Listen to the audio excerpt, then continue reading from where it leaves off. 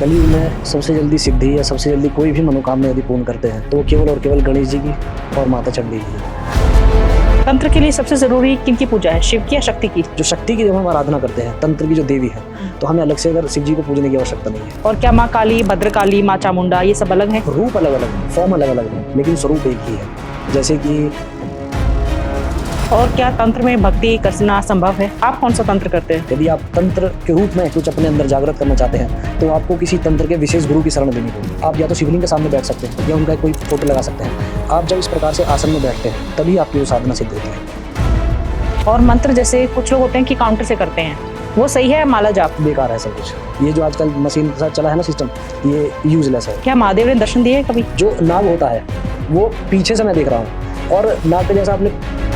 और शिव को आदि योगी क्यों कहा जाता है? अघोरी कौन होते हैं? अघोरी जो होते हैं उनको शिव जी का ही स्वरूप माना जाता है। कपाली कौन होते हैं? चिता के ऊपर बैठकर भी स्नान किया जाता है, चिता के ऊपर बैठकर साधना की जाती है, कपाली साधना की जाती है। क्या माँ काली दर्शन देती है? मुझे नहीं लगता कि वो दर्शन देती है। जब आप शमशान में साधना कर रहे थे तो आपको एनर्जीज फील हुई थी? क्या तांत्रिक मोह माया में बंधे होते हैं? तो क्या तांत्रिक शादी नहीं करते हैं? जो तंत्र की शक्ति है वो उन्हें मिलती ही मोहमाया से दीपों के। और क्या तांत्रिक वशीकरण करते हैं? चारों दिशाओं में अलग अलग बैठकर माता पार्वती ने जो उनसे प्रश्न पूछे हैं संसार।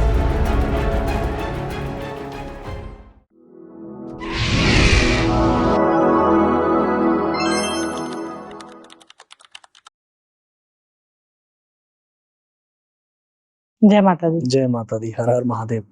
जैसे आप अभी थोड़ी देर पहले आप बता रहे थे कि आज के इस कलयुग में सबसे ज्यादा जो तंत्र है वो गणेश जी के थ्रू किया जाता है, या गणेश जी ही सर्वश्रेष्ठ तंत्र में, तो कैसे है ये? एक श्लोक है, कलौ चंडी विनायक। कलयुग में सबसे जल्दी सिद्धि या सबसे जल्दी कोई भी मनोकामना यदि पूर्ण करते हैं या आपकी पूजा सफल होती है तो वो केवल और केवल गणेश जी की और माता चंडी की ही। यदि आप कोई भी सिद्धि प्राप्त करना चाहते हैं तो आपको सबसे पहले भगवान श्री गणेश का ही ध्यान करना होगा, क्योंकि जैसा कि आप जानते हैं कि तंत्र के प्रणेता कौन है? भगवान शिव। और भगवान श्री गणेश कौन है? शिव जी के पुत्र। तो आपको सबसे पहले उन्हें मनाना होगा, तभी कहीं जाकर आपको कुछ ना कुछ प्राप्त होगा, अन्यथा नहीं हो सकता। तंत्र के लिए सबसे जरूरी किनकी पूजा है, शिव की या शक्ति की? दोनों की। किसी एक को लेकर आप तंत्र नहीं कर सकते। तो जैसे तांत्रिक होते हैं वो तो सिर्फ माँ काली या माँ चामुंडा की पूजा करते हैं। बेशक वो केवल एक विग्रह के रूप में पूजा करते हो, जैसे कि एक मूर्ति है, लेकिन वो केवल दृष्टि में एक आता है। शिव और शक्ति अलग अलग फॉर्म में नहीं है। जैसे आपका और मेरा शरीर और आत्मा एक है ना, हम क्या उन्हें अलग अलग रूप में देखते हैं? इसी प्रकार से शक्ति और शिव एक है। आप चाहे अकेले, जैसे हम शिवलिंग की पूजा करते हैं तो वहां तो हम जल चढ़ाते हैं, तो हम क्या है, बहुत सी बार देखा है कि शिव परिवार पूरा विराजमान है, लेकिन बहुत बार केवल शिवलिंग है। तो केवल जब हम शिव जी की पूजा करते हैं, शिवलिंग पर जल चढ़ाते हैं, तो वहां भी माता पार्वती विराजमान है, लेकिन हमें दृष्टि में नहीं आती है।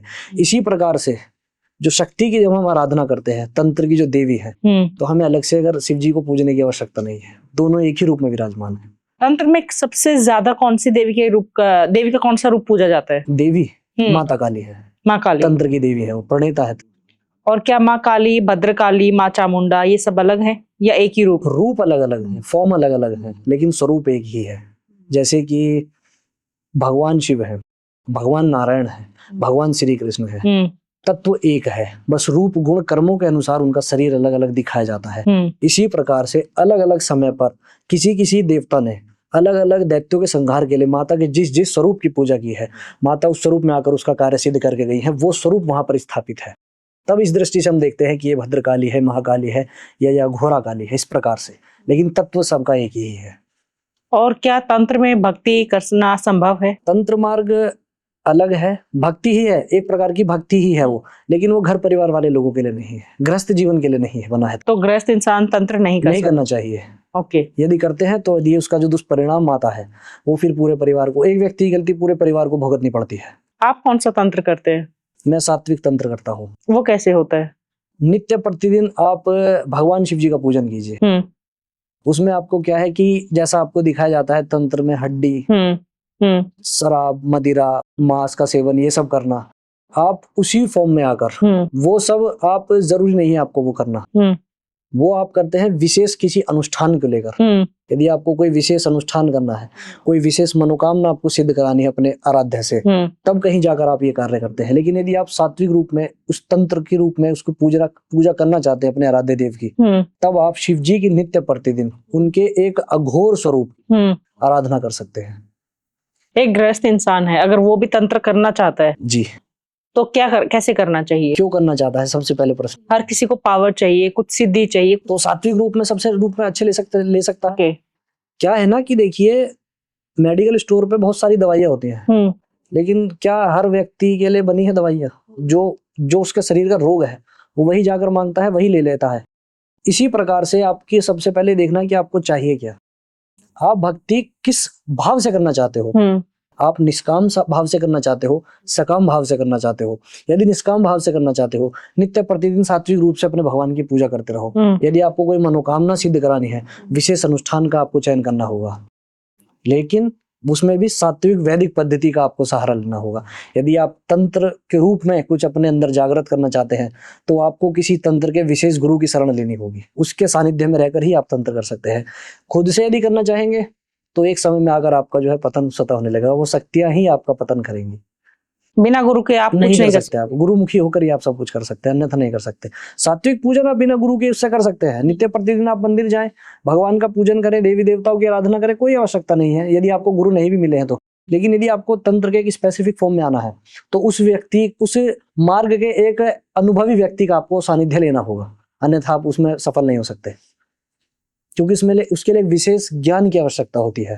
आपकी भी लाइफ में प्रॉब्लम्स चल रही हैं, आप भी कहीं ना कहीं भूत प्रेत बाधा से तकलीफ में हैं, पितर दोष है, या आपको समझ नहीं आ रहे हैं कि लाइफ के आप उस फेज में हैं जहां आपको क्लैरिटी नहीं मिल रही है, बिजनेस करें या जॉब करें, लव मैरिज या अरेंज मैरिज, आगे फ्यूचर क्या है, मोक्ष की राह पर चल भी रहे हैं कि नहीं, आपको अपने इष्ट देव के बारे में पता भी है, लाइफ का पर्पस क्या है, करने क्या आए हैं। इस धरती पर कभी भी कोई भी ऐसे ही जन्म नहीं लेता है, हर एक आत्मा का एक लक्ष्य होता है, कुछ करने वो आई है। इन सब की क्लैरिटी कहाँ मिलेगी? इन सब की क्लैरिटी आपको आकाशिक रीडिंग में मिल जाएगी, जहां आपके ही मास्टर्स, जहां आपके ही पूर्वज, जहां आपका ही इष्ट देव ये बताएगा कि आपको क्या करना चाहिए, इस पूरी लाइफ में आपका क्या पर्पस है, और पास्ट लाइफ में आप क्या करके आए थे।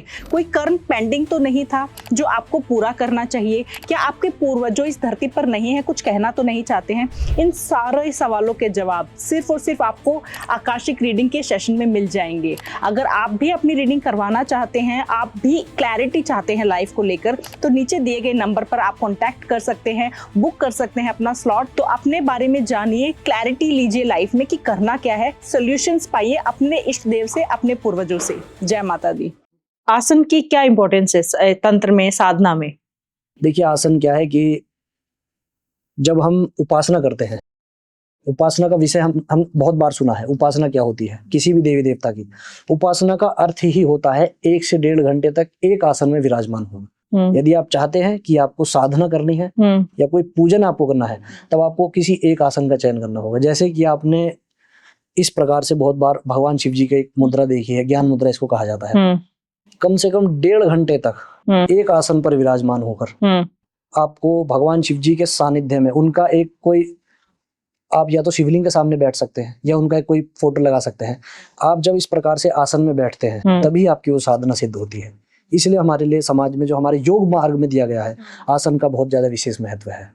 केवल आप गए, जल चढ़ाया, वो एक क्या है कि आप एक बस समाज के साथ चल रहे हो, तो एक नियम बस आपने बना रखा। आसन को सिद्ध कैसे किया जाता है? गुरु के सानिध्य में रहकर। यदि आपको सिद्ध कुछ भी करना है, गुरुमुखी होकर ही करना होगा आपको। बिना गुरु के आप कुछ भी सिद्ध नहीं कर सकते। अगर खाली कोई ओम नमः शिवाय भी जाप कर रहा है, ठीक है, और उसको तंत्र नहीं, कोई कुछ नहीं, ठीक है, ना गुरु है, और वो एक आसन पर बैठकर मंत्र जाप कर रहा है, तो कैसे करे? उसको सबसे पहले एक संकल्प लेना। उसको सबसे पहले एक संकल्प लेना है कि हाथ में जल लेना है। यदि वो खुद भी नहीं कर सकता है, कुछ दक्षिणा हाथ में रखकर पंडित जी महाराज से मंदिर में जाकर वो संकल्प को सिद्ध करा सकता है। संकल्प ले सकता है, मेरा अमुक नाम है, अमुक मेरा गोत्र है, अमुक ये स्थान है, इस मंदिर में इतने समय तक के लिए मैं इस देवी देवता का पूजन आज से प्रारंभ कर रहा हूँ इस मनोकामना के लिए कि मुझे ये सिद्धि चाहिए। उसके पश्चात जैसे ही वो संकल्प पंडित जी ने कराया, आपने वो संकल्प का जल धरती पर स्पर्श कराया, उसके पश्चात आप अपना एक आसन लेकर विराजमान हो गए किसी भी देवी देवता के, आप समझ लीजिए चाहे शिव जी के आप सामने बैठ गए शिवलिंग के, नित्य प्रतिदिन एक स्पेसिफिक समय पर आकर आपको उसी स्थान पर बैठना है कम से कम 6 महीने तक, कम से कम 6 महीने तक। यदि आप नमः शिवाय को सिद्ध करना चाहते हैं, पंचाक्षरी मंत्र है, तो पंचाक्षरी मंत्र है, इसका मतलब कि 5 लाख का इसका एक पुरस्चरण होता है, 5 लाख बार आपको इसका जप करना होगा, तभी ये सिद्ध हो सकता है। आप अपनी मनोकामना जो भी सिद्ध करना चाहते हैं तभी हो सकती है। और उसमें भी क्या है कि यदि आप गुरुमुखी होकर करते हैं तो बहुत अच्छा है। और मंत्र जैसे कुछ लोग होते हैं कि काउंटर से करते हैं जी, वो सही है? माला जाप बेकार है सब कुछ। ये जो आजकल मशीन के साथ चला है ना सिस्टम, कि ये यूजलेस है। मैं आपके उससे बता दूं चैनल के माध्यम से कि जब हम शिव जी का कोई भी मंत्र लेते हैं तो रुद्राक्ष की माला का ही हम उपयोग करते हैं, उसके पीछे का एक साइंस है। रुद्राक्ष का सीधा सीधा संबंध शिव जी से दिया गया है। तभी हमारे सनातन धर्म में प्राचीन वैदिक ब्राह्मणों ने या विद्वानों ने माला का जाप बताया है, सबसे पहली चीज। लेकिन वर्तमान समय में क्या है, व्यक्ति भक्ति में भी ना बहुत शॉर्टकट ढूंढता है। कुछ नहीं करना है, वो पता नहीं क्या है मशीन सी लेकर उसमें कैसे वो यूज करती है मुझे नहीं पता, लेकिन उससे कैसे करते रहते हैं, उसका कोई भी उपयोग नहीं है। वो केवल आप अपने मन को तसल्ली दे रहे हो, उसका कोई भी उपयोग, जो लाभ आपको मिलना है वो नहीं मिल सकता। क्योंकि देखिए सबसे पहले कॉन्सेप्ट समझना होता है हमें कि मंत्र का जाप और किसी भी देवी देवता का नाम जप, इसमें अंतर क्या है। देखिए मंत्र जाप यदि आप करते हैं उसके लिए एक स्पेसिफिक नियम आपको लेना होगा, एक विधि आपको लेनी होगी सबसे पहली चीज। और यदि आप नाम जप करते हैं, आप अच्छे से करते रहिए, कोई दिक्कत नहीं है। मेट्रो में घूम रहे हैं आप, अपने आराम से भगवान का जाप करते रहिए, कोई दिक्कत नहीं है, कोई नियम नहीं है। लेकिन यदि आपको मंत्र का जाप करना है, स्पेसिफिक एक स्थान चाहिए, स्पेसिफिक एक देवी देवता का सामने विग्रह चाहिए, एक आसन चाहिए, एक समय चाहिए, आपके हाथ में एक उस देवी देवता से संबंध रखने वाली वही माला चाहिए, एक गौमुखी माला जिससे ढकी होती है माला, वो ऐसे इस प्रकार से आपको उसका जप करना है, तब कहीं जाकर वो सिद्ध होती है। लेकिन ये जो अभी है केवल मन को संतुष्टि देने वाली बात है, इसका कोई भी उपयोग नहीं है, ये एकदम बेकार का काम है। आपका महादेव की तरफ कब रुझान हुआ? प्रारंभिक अवस्था से ही मैं, मतलब जो है कि जैसे जैसे मैं शिव जी को जल चढ़ाता था, सबसे पहली चीज तो जल चढ़ाता रहा, मुझे कुछ नहीं पता था हम क्या कर रहे हैं, क्या होता है, इसके पीछे का क्या लॉजिक है। धीरे धीरे धीरे धीरे धीरे धीरे बस जल चढ़ाता था। ऐसे ही जब एक उम्र ऐसी आई कि जब जल चढ़ाते चढ़ाते काफी समय हुआ, मंदिर जाते जाते समय हुआ, शमशान कभी चले जाते थे समय हुआ, ध्यान कर रहे हैं, कुछ नहीं पता हमें उस समय में, हमें नहीं पता क्या ध्यान होता है, ऐसे इसको क्या बोलते हैं, ज्ञान मुद्रा होती है, क्या होता है। बस देखा था कि धारावाहिक देख लिया, शिव महापुराण यूट्यूब पर देखा था एक बार, तो उसमें क्या शिव जी ऐसे बैठे हैं, देवी देवता उनको मना रहे हैं। पता नहीं कैसे ही एक समय हृदय में अपने आप ही ऐसा है कि श्रावण मास में इस वर्ष शिव महापुराण का अध्ययन करना है। जैसे ही वो अध्ययन मैंने किया है, बस ये समझ लीजिए कि मेरा हृदय भगवान के प्रति अलग तरीके से कार्य करने लगा है। मैंने निजी अनुभूतियां करनी उस समय महसूस कर दी थी, शुरू कर दी थी मैंने। तो नित्य प्रतिदिन जब मैं श्रावण मास में प्रातःकाल ब्रह्म मुहूर्त में और संध्या काल में जब शिव महापुराण पढ़ता था, भगवान शिव जी की कथाओं को जब मैं पढ़ता था, मेरा हृदय अंदर से प्रसन्नचित रहता था और मेरे आंखों से आंसू भी निकल आया करते थे। क्या महादेव ने दर्शन दिए कभी? देखिए मैं आपके चैनल के माध्यम से बताना नहीं चाहिए, ये सब एक निजी होता है, लेकिन कल रात ही मैंने स्वप्न में, मतलब जो है कि मैंने एक ऐसा स्वप्न देखा है कि जो नाग होता है वो पीछे से मैं देख रहा हूँ, और नाग का जैसा आपने पिक्चर में देखा होगा कि नेत्रों में दिखाते हैं तो लाइट जली होती है हल्की हल्की मणि के रूप में। इस प्रकार से मैं जहां मैं रहता हूँ वहीं पे थोड़ी दूर पर कुटी मंदिर है, भगवान शिव जी का बहुत पुराना मंदिर है, बहुत पुराना मंदिर है। मतलब कि मैं प्रारंभिक अवस्था से वहीं जाकर शिव जी की पूजा करता हूँ, ये समझ लीजिए आप। तो उस मंदिर की दिशा की ओर जाते हुए नागराज महाराज के साथ मुझे भगवान शिव जी का एक, जो कहते हैं ना कि परछाई जिसे बोलते हैं, बस परछाई रूप में ऐसे जाते हुए देखा है मैंने। हाथ में त्रिशूल है और नंदी महाराज हैं और इधर से नाग भी ऐसे जा रहा है। तो मैं रात भर से इस अपने ही आप से खोज रहा हूं कि इसका क्या मतलब है। मेरे को इसका अभी तक मतलब भी समझ में नहीं आ रहा। या तो शिव जी प्रसन्न है या मुझसे कुछ चाहते हैं कि मैं कुछ कार्य सिद्ध करूं, या मतलब कोई ना कोई सेवा चाहते हैं। वो तो होते हैं दर्शन, यदि आप सच में करने लगेंगे अपने आराध्य से प्रेम, कहीं ना कहीं आके आपको कोई ना कोई छवि किसी ना किसी रूप में आपको दिखाई देगी। लेकिन आपको भरोसा करना पड़ेगा, वरना वर्तमान समय में लोग भक्ति तो करते हैं, भगवान सामने भी खड़े हो जाए तो भी उनसे पूछ लेंगे कि आप सच में हो भी या पागल बना रहे हो। भरोसा नहीं है, क्योंकि लोगों को अपने आराध्य पर ही, उन्हें हर चीज का प्रमाण चाहिए। तो जो जैसे कुछ लोगों को दर्शन होते हैं या ध्यान के थ्रू देखते हैं, वो सही में दर्शन हो रहे हैं या सबकॉन्शियस माइंड है, भ्रम है? नहीं नहीं नहीं नहीं, भ्रम में आप कैसे दर्शन कर सकते हो? जब आपको कोई आपके हृदय में, मस्तिष्क में कोई आभा ही नहीं है किसी की, तो आप दर्शन किसके करोगे? भाई आप नित्य प्रतिदिन एक छवि है आपकी देवी की, आप यदि आराधना करते हैं, ठीक है, तो माता शेरों वाली की यदि आप आराधना कर रहे हैं, तो शेर पे सवार माता बैठी है, आप नित्य प्रतिदिन उनकी उपासना करते हैं, नित्य प्रतिदिन, तो एक छवि उनकी आपके मस्तिष्क में विराजमान है। तो जिस रूप में आप नित्य प्रतिदिन पूज रहे हैं, जब आपका भाव बढ़ जाएगा, भक्ति का एक मैच्योर लेवल, जिसे परिपक्व अवस्था भक्ति की कहा गया है, जब आपकी वो सिद्ध हो जाएगी ना, तो वही स्वरूप आपका जो है देवी का आपके सामने कहीं ना कहीं स्वप्न में या पूजा के समय दर्शन में जरूर आएगा। वो कहते हैं ना कि यादृशी भावना तस्य तादृशी फलम लभेत। जैसे भाव से आप जिस भी देवी देवता का पूजन करते हैं, वही भाव आपका सफल सिद्ध करने देवी देवता उसी रूप में आपको दर्शन देता है। और शिव को आदि योगी क्यों कहा जाता है? क्योंकि आदि, अंत, मध्य। आदि मतलब संसार में जब कुछ नहीं था, आदि। योग का संबंध सीधा सीधा शिव जी से है। आदि योगी यानी कि संसार में जब कुछ नहीं होता, वो सबसे बड़े योगी जो शिव है अपनी योग अवस्था में विराजमान होते हैं। जब संसार में कुछ नहीं होता, तो उस अवस्था को आदि कहा गया है। और जो विराजमान, जो विराट पुरुष विराजमान है अपनी योग अवस्था में, वो है शिव। तो इसीलिए शिव जी को आदि योगी के नाम से जाना जाता है। शिव और शक्ति जैसे हम सुनते आ रहे हैं, सबको पता है शिव जी और माँ पार्वती जी, बट आदि शक्ति कौन है? जगत जननी माँ जगदम्बा को ही आदि शक्ति कहा गया है। क्या ये त्रिदेव से ऊपर है? बिल्कुल ऊपर है। त्रिदेवों को ये समझ लीजिए कि त्रिदेव इन्हीं शक्ति से निकले हैं। संसार में हम क्या मानते हैं? संसार में हम बार बार क्या कहते हैं कि परमात्मा की शक्ति है, भगवान की शक्ति है। भगवान से ऊपर किसका नाम लेते हैं? परमात्मा की शक्ति है, भगवान की शक्ति है। क्या कहा जाता है? केवल ये कहते हैं कि भगवान नहीं, भगवान की शक्ति से ये सब संभव हो सका है। भगवान की शक्ति संसार को चलाती है। तो स्वाभाविकता जैसे शब्दों में ही आ रहा है कि भगवान की शक्ति, तो शक्ति कौन? देवी। तो हो गई बड़ी, स्वाभाविक रूप में ही शक्ति सबसे बड़ी है।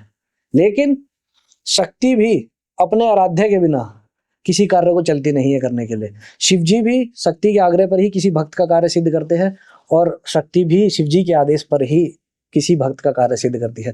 दोनों एक दूसरे के पूरक है। जैसे आपके मेरे नेत्र, हमें दिखता है कि दो नेत्र हैं, लेकिन जब हम दृष्टि में आते हैं तो एक ही रूप से हम एक ही टारगेट को देखते हैं। इसी प्रकार से शिव और शक्ति है। अघोरी कौन होते हैं? अघोरी शिव जी का ही दूसरा स्वरूप है, क्योंकि अघोर पंथ के प्रणेता भगवान शिव है। अघोर का मतलब होता है, अघोर का शाब्दिक अर्थ है अंधकार से प्रकाश की ओर। और जो अंधकार से प्रकाश की ओर जाने का मतलब क्या है?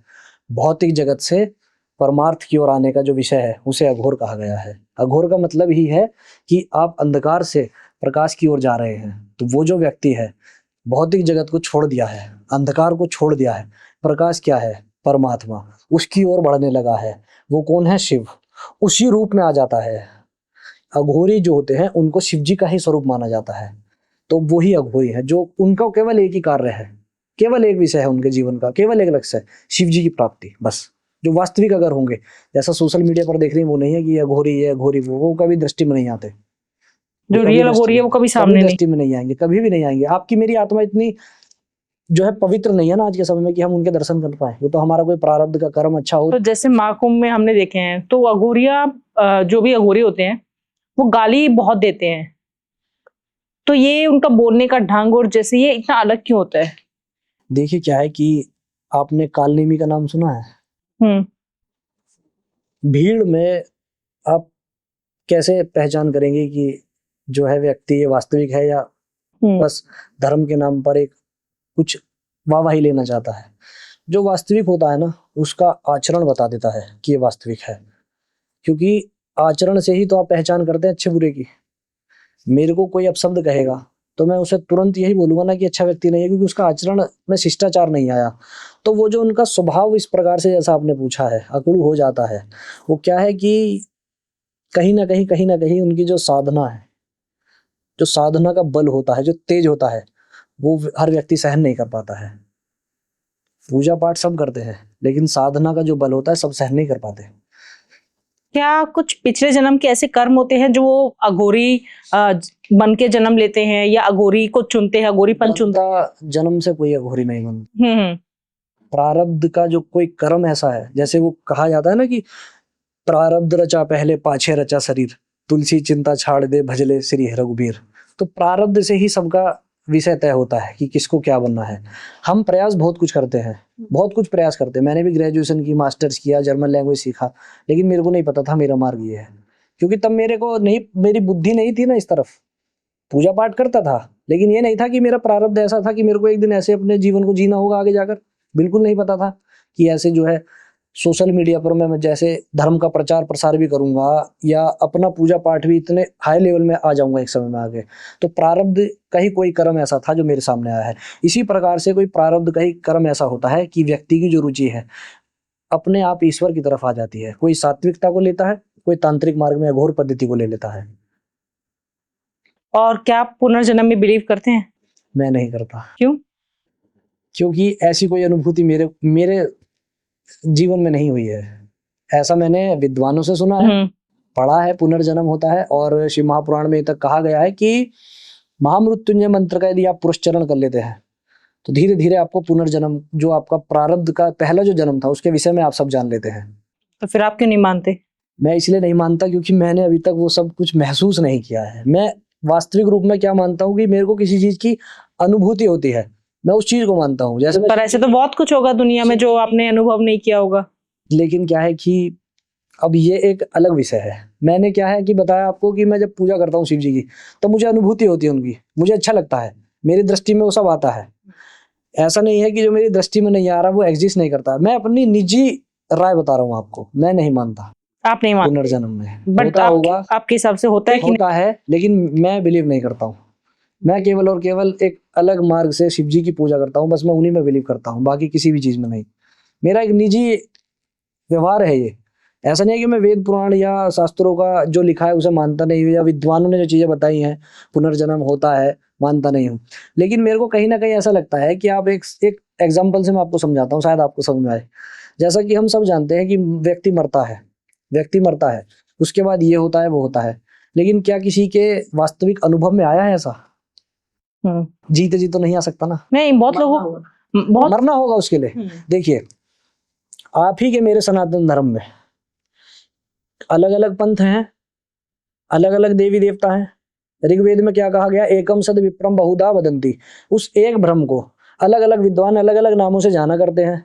आप शिव जी की पूजा करते हैं, कोई शक्ति की पूजा करता है, कोई कृष्ण जी की पूजा करता है, कोई नारायण की करता है। क्या है कि समाज भी अलग अलग है, संप्रदाय भी अलग अलग है।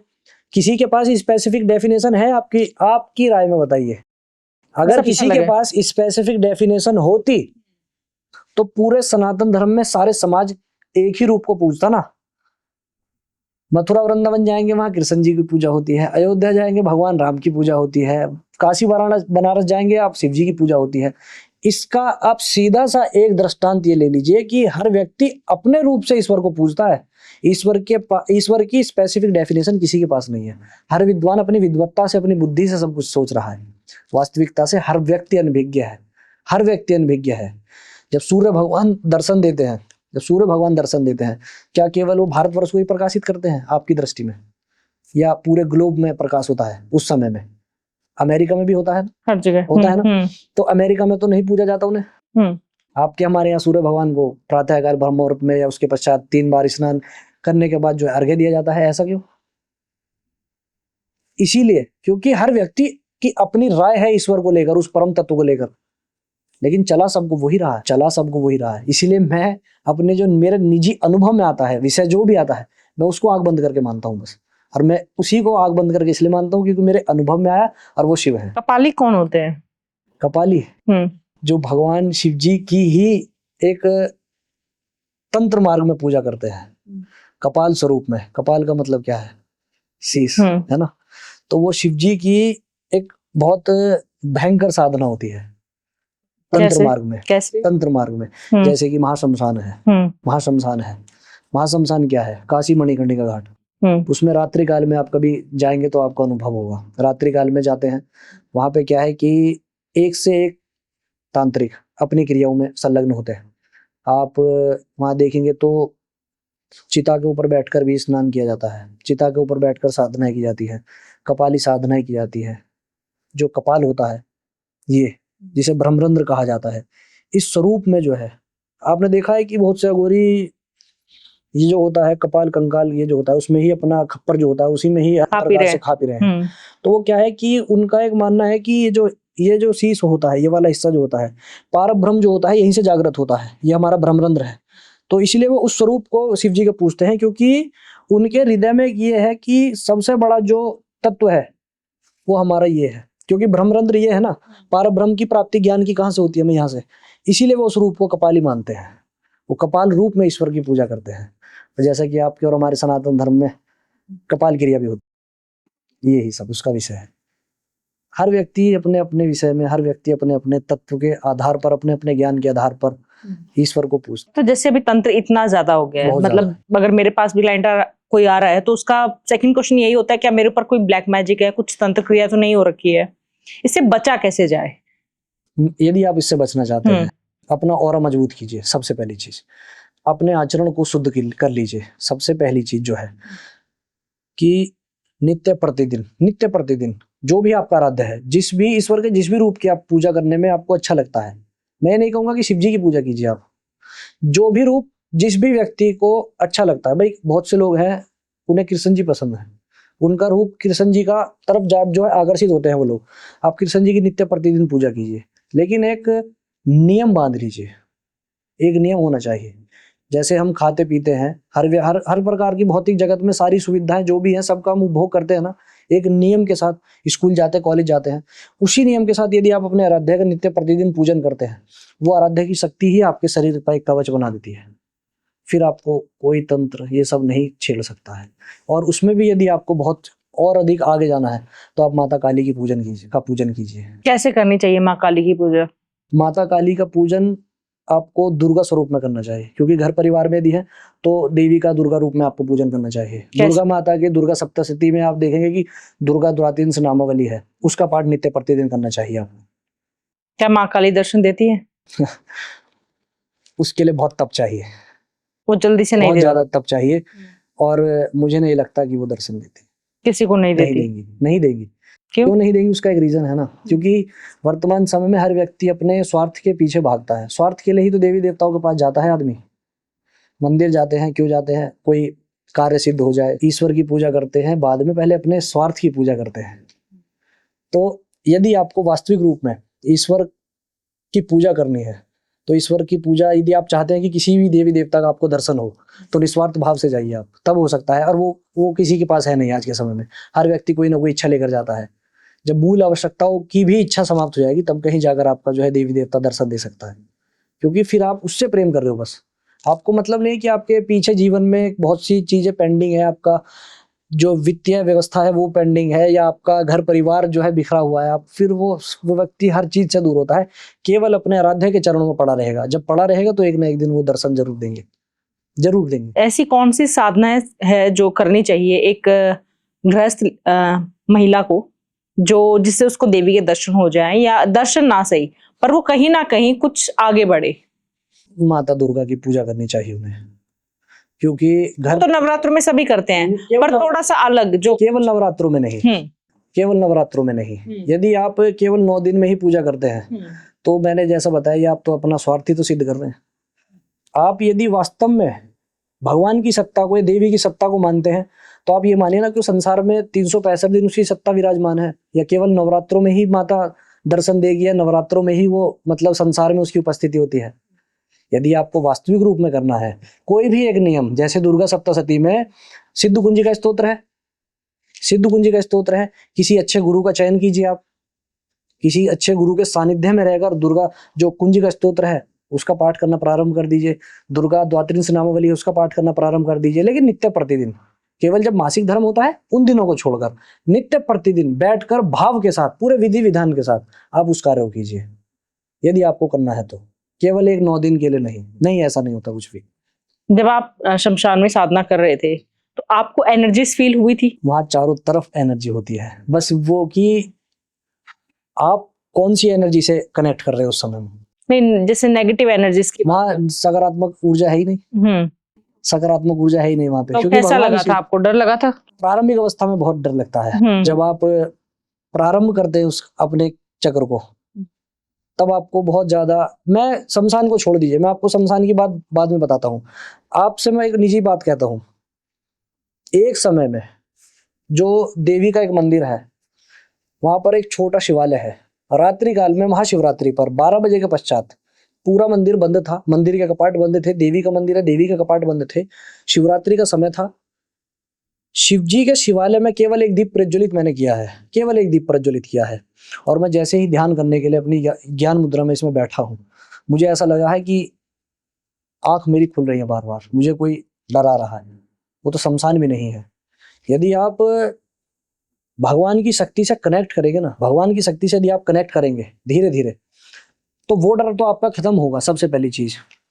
फिर क्या है कि आपके हृदय में वो शमशान के प्रति एक भाव ऐसा है कि डरते हैं लोग। शमशान के प्रति जो भाव ऐसा है कि डरते हैं, वो देवी देवता ही आपकी रक्षा करते हैं। वो आपको निर्भय बनाते हैं, आपका ऑरा इतना मजबूत कर देंगे कि वो आपको निर्भय बना देंगे। लेकिन मैं आपसे, जैसा मैंने बताया, मैं तो मंदिर में ही डर गया था प्रारंभिक अवस्था में। मेरे को, मैं बार बार 2 मिनट ही बैठता था। मैंने अपने फोन में शिव महिम ने स्तोत्र चला रखा था, मैं उसको सुनता हूँ ज्यादातर, तो मैंने वो चला रखा था और मैं आंख बंद करके भगवान का ध्यान कर रहा था। लेकिन मुझे ऐसा लगा कि मुझे कोई ऐसे आगे से धक्का दे रहा है। मेरे यहाँ पर ब्रह्मरंध्र में कुछ कंपन हो रहा था। मेरी बार बार आँख खुली। कम से कम ये मेरे साथ 5 से 10 बार हुआ। लेकिन धीरे धीरे जब मैं इस कार्य को करने लगा तो मैं इसमें निपुण हूँ आज। मैं रात्रि काल में हर अमावस्या को, हर जो है पूर्णमासी को या हर महाशिवरात्रि को अपने स्थान से बाहर मंदिर में ही होता हूँ या शमशान में ही होता हूँ। अब मुझे डर नहीं लगता है। तंत्र कितने प्रकार के होते हैं?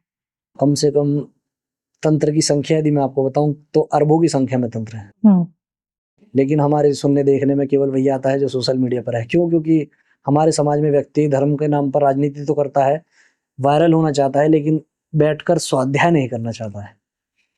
तंत्र का सबसे पहले कॉन्सेप्ट समझा किसी ने आज तक? सोशल मीडिया पे भी कोई समझाता नहीं है। तंत्र क्या है? एक मैनेजमेंट ही तो है तंत्र। तंत्र को लोग क्या है कि बहुत ज्यादा ऐसा समझते हैं कि काले कपड़े पहना है कोई आदमी है, गले में हड्डी लटकाई है, खून चारों तरफ है, कोई बलि दे रहा है, कोई कुछ हो रहा है, कोई कुछ। केवल इतना कॉन्सेप्ट ही तंत्र के, आपके नजर में भी इतना ही होगा तंत्र। लेकिन तंत्र वास्तविक रूप में एक मैनेजमेंट ही तो है। कैसे?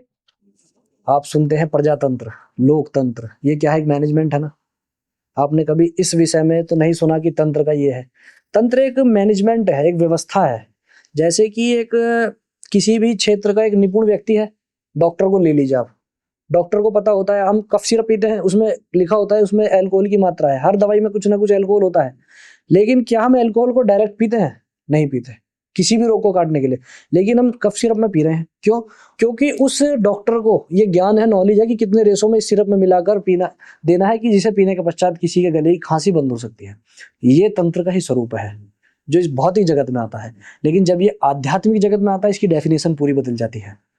आपकी भी लाइफ में प्रॉब्लम्स चल रही हैं, आप भी कहीं ना कहीं भूत प्रेत बाधा से तकलीफ में हैं, पितर दोष है, या आपको समझ नहीं आ रहे हैं कि लाइफ के आप उस फेज में हैं जहां आपको क्लैरिटी नहीं मिल रही है, बिजनेस करें या जॉब करें, लव मैरिज या अरेंज मैरिज, आगे फ्यूचर क्या है, मोक्ष की राह पर चल भी रहे हैं कि नहीं, आपको अपने इष्ट देव के बारे में पता भी है, लाइफ का पर्पस क्या है, करने क्या आए हैं। इस धरती पर कभी भी कोई भी ऐसे ही जन्म नहीं लेता है। हर एक आत्मा का एक लक्ष्य होता है, कुछ करने वो आई है।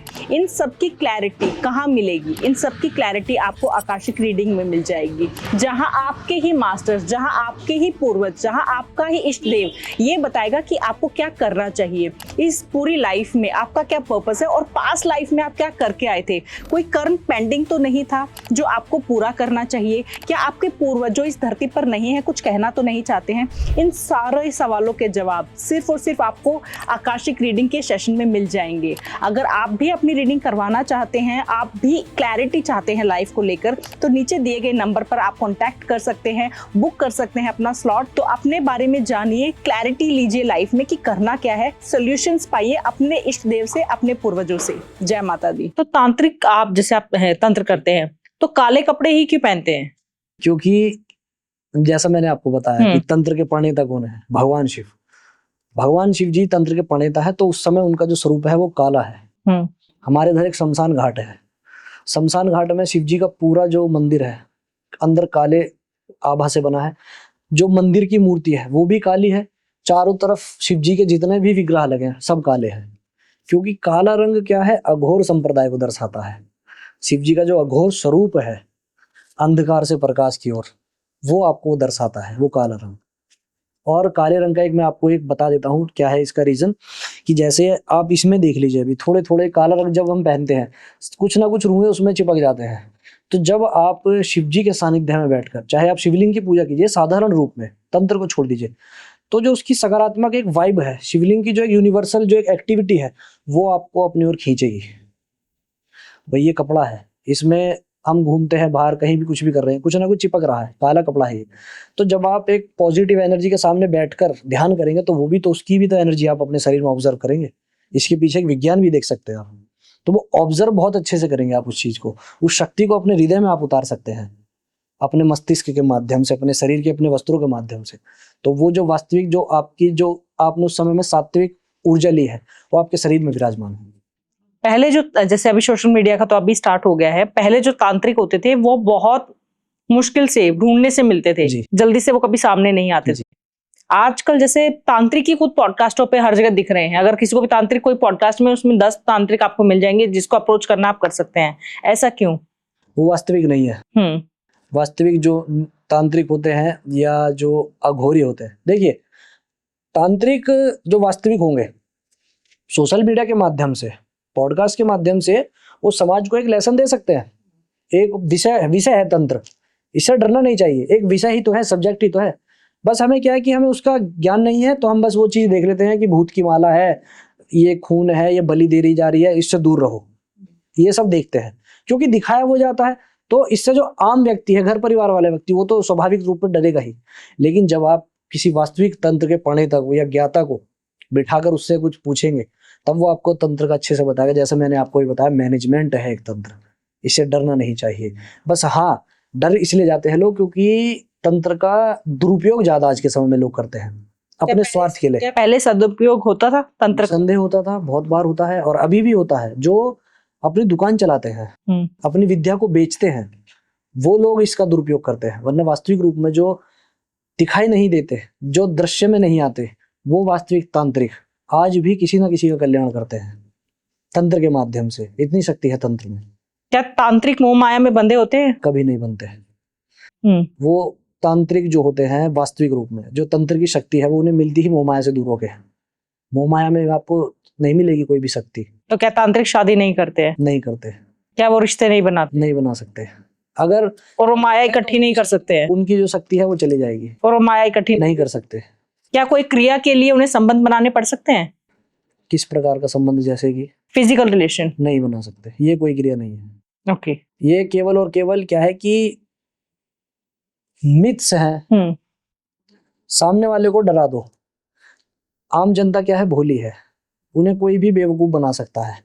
कोई व्यक्ति है अपने सिंहासन पर विराजमान है, किसी ओहदे पर विराजमान है, वो जो कह देगा मानना पड़ता है। मोदी जी ने कहा कोरोना में थाली बजाओ, बजाई ना लोगों ने, मानना पड़ा ना। ऐसा नहीं था कि फांसी दे देंगे, बस एक सम्मान के रूप में। तो ऐसे ही कोई व्यक्ति अघोर पंथ का है या तांत्रिक है, उसने किसी से कह दिया ऐसा संबंध बनाना है, तो वो जो भी जैसा भी आपने पूछा है, मैं तो ज्यादा नहीं बता सकता। तो ऐसा, लेकिन कोई रिचुअल नहीं है, ये कोई रिचुअल नहीं है। और क्या तांत्रिक वशीकरण करते हैं? निसंदेह करते हैं। किस लिए? किसी का कोई कार्य सिद्ध करने के लिए, जैसे कि अपने पर्सनल बेनिफिट के लिए करते। पर्सनल बेनिफिट के लिए विद्या नहीं है तंत्र जी। आप समाज के कल्याण के लिए ही इस कार्य को करते हो जी। भगवान की आपने कितनी कथाएं सुनी है, कितने कितने रूप सुने हैं, जिन्होंने किसी न किसी भक्त को कोई रूप दिया है, कोई विद्या दी है, उसका क्या उन्होंने बताया है? इस विद्या का उपयोग समाज के कल्याण के लिए केवल करना। यदि व्यक्ति किसी भी विद्या का अर्जन करने के पश्चात अपने स्वार्थ के लिए उसका उपयोग करने लगता है, वो विद्या उसके पास से चली जाती है, उसका पतन हो जाता है। वशीकरण कितने प्रकार का होता है? वशीकरण बहुत प्रकार का है। जैसे कि आप यदि चाहें कि किसी व्यक्ति की दृष्टि में आप देख सकते हैं, जैसे कि 2 सेकंड के लिए आप किसी की दृष्टि में देख लीजिए, वो व्यक्ति मोहित हो जाएगा। कैसे होता है वशीकरण?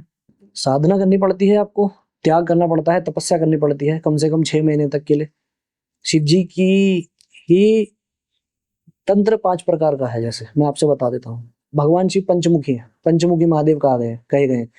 तो भगवान शिव जी के 5 मुखों पे अलग अलग पूरब पश्चिम जितनी भी दिशाएं हैं, 4 दिशाएं हैं और एक मध्य का जो भाग है, जो रूप है मध्य का, 5 मुख है।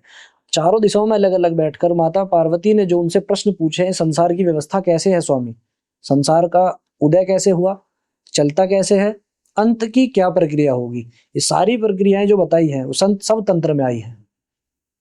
तो उस समय में भगवान शिव जी ने एक रूप उनको तंत्र का ये बताया है कि कोई व्यक्ति यदि इस विद्या को साध लेता है, तो यदि वो किसी सभा में बैठकर वाणी सिद्ध कर लेता है, तो जो भी वो कहेगा, समाज में जितने, सभा में जितने उपस्थित व्यक्ति हैं, सबको उसकी बात माननी पड़ेगी, उसकी वाणी में इतनी सिद्धि हो जाती है।